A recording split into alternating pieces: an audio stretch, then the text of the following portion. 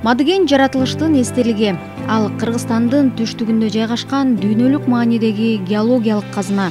Бизде программасынын кезектеги чыгарылышында Мадыгендин табигый, тарыхый археологиялык баалуулуктары, өзгөчөлүктөрү жана туристтик мүмкүнчүлүктөрү тууралуу айтып беребиз.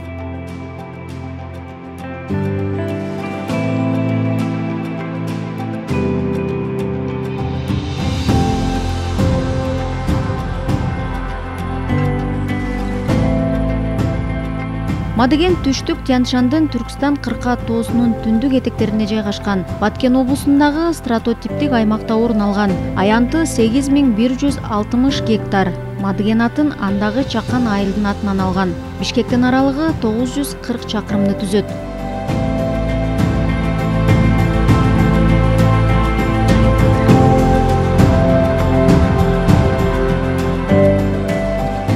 Эки миң жыйырма үчүнчү жылдын 18 апрелинде министрлер кабинетинин токтому менен Мадыген геопаркы түзүлүп, өзгөчө корголуучу макамга ээ болду.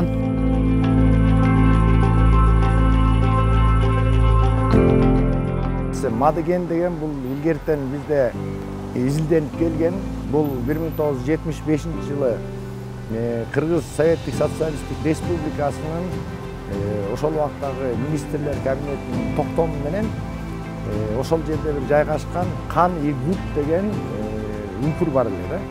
Ошол жерде илгерки жибек жолун күркүрөп өсүп турган убактагы тоодон темир алып, ошол шаймандарды чыгарган да, ошол жерде жашаган элдер. Анан бул ошол 75 жылы эле ошол жаратылыш эстелиги катары токтомго алынган.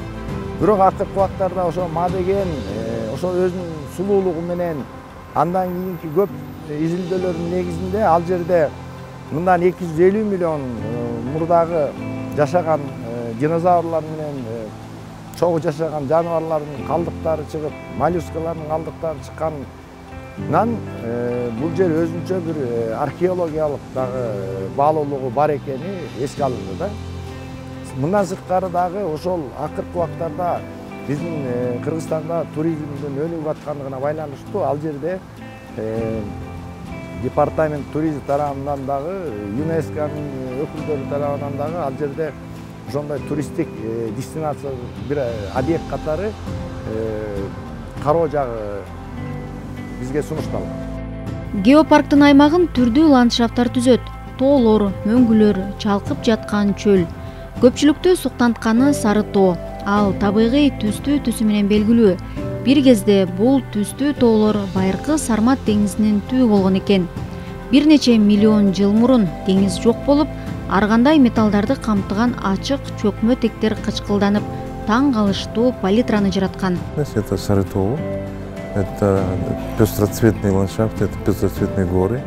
Самый красивый ландшафт, если вы видели, да, там. Бул адаттан тыш тоолор кесилгенде катмар торт сыяктуу көрүнөт жана алардын ар бир катмарынын өзүнүн түсү бар. Бул жерде сиз жаратылышта гана боло турган баардык түстөрдү көрө аласыз. Келгендер буларды карап эстетикалык ырахат алышат. Бир эле учурда тоо хребеттерин, чөлдү көрө алышат. Аймактын өзгөчөлүгү анын ар түрдүүлүгүндө. Кызыл китепке кирген өсүмдүктөр, жаныбарлар абдан көп. Анын баалуулугу да ушунда. Андыктан Мадыген ар түрдүү өлкөлөрдүн окумуштууларынын кызматташтыгы үчүн эң сонун табигый сыноо таласы. Окумуштуулардын изилдөөсүнүн негизинде эки канаттуу моллюска дейт. Ошол бивалдия деген үй бүлөдөн турат да. Эми жаратылыштардын баары бөлүнөт үй бүлөлөргө. Мисалы иттер бүлөсү, үй бүлөсү дегенде. Ошондой эле Шаровиптерикс. Ошол 250 миллион жашаган динозаврлар менен тең болгон жаныбардын калдыктары чыгып атат да. Анан мындан тышкары дагы көп ошол катып калган, жанагы таштарга катып калган жаныбарларды изилдөөгө да шарт түзүлөт да. Эң эле кызыктуусу бул жерде ошол адамдардын ошол жерди барып көргөнгө шарт түзүлөт да. Бул эмне дегенди билет? Бул биздин адамдар ошол 250 миллион жыл мурун ушу аймакта кандай жаныбарлар жашаган, ошолор кантип жок болуп кеткен.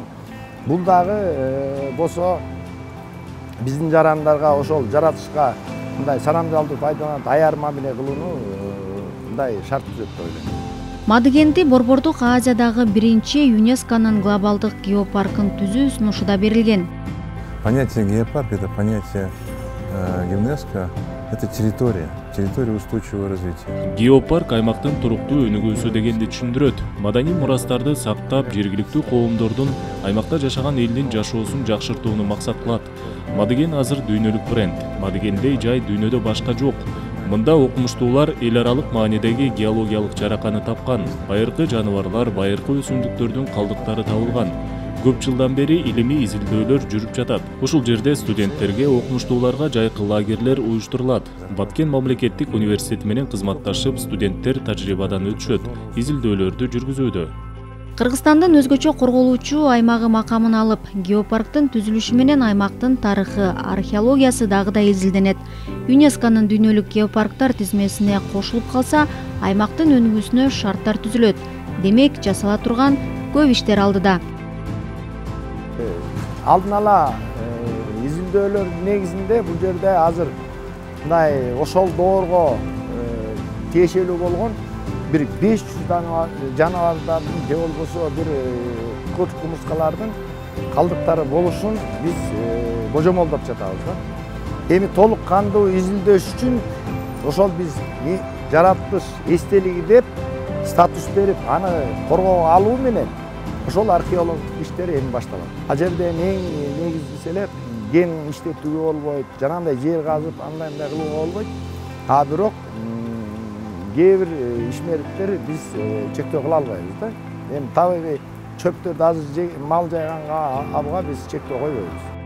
Геопарктын аймагын изилдөөдөн сырткары аны сактап, коргоп, аймакта жашаган жергиликтүү элдин да жашоосун жакшыртуу, инфраструктураны оңдоо алдыда жасалуучу иштерден. Потому что в ЮНЕСКО есть 10 критериев, которые нужно соблюдать, чтобы стать геопарком ЮНЕСКО. ЮНЕСКО геопарк деп таанышы үчүн уюмдун талаптары бар. Биз азыр геопарктын аймагын ал талаптарга шайкеш келтирүүнүн үстүндө иштеп жатабыз. Биринчиси инфраструктураны түзүү, коноктор үчүн кароо аянтчасын куруу керек. Туристтерди алып жүрүүчү жолду аныктап, биологиялык тарыхый объектилердин тизмеси түзүлүүдө. Инфраструктура абдан маанилүү. Инфраструктура түзүлбөсө, элдин баары келип баштаса, жаратылышты бузуп алышыбыз мүмкүн. Азыр геопарктын дирекциясы ушул боюнча иштеп жатат. Ошондой эле келген конокторду коштоп, аймактын баалуулуктарын айтып бере турган жергиликтүү жаш балдар окутулуп, жана эгерликке окутулат. Жобол иштелип чыкты азыр. Аны биз уже баардык кызыктар тараптар менен макулдашууга жөнөтүп, анан бекитебиз. Ошо жобонун негизинде бул геологиялык жанагындай эстелик болгон, жаратылыш эстелик болгон. Бул трансформация болбойт да. Ошол себептен бул биз жаратылыш эстелигин ошо жергиликтүү бийликке, анын ичинде ошол тиешелүү айыл өкмөткө биз өткөрүп беребиз. И ошол өткөрүп берип, анын кайра кандай сакталышына биз көзөмөл кылабыз. Азырынча геопарктын кооздугун көрүүгө келген туристтердин саны көп эмес. Инфраструктура түзүлгөнчө окумуштуулар тарыхый, табигый, археологиялык баалуулуктарын изилдесе, кесипкөй фотографтар менен видеографтар жаратылыштын эстелигин кадрга түшүрүүдө.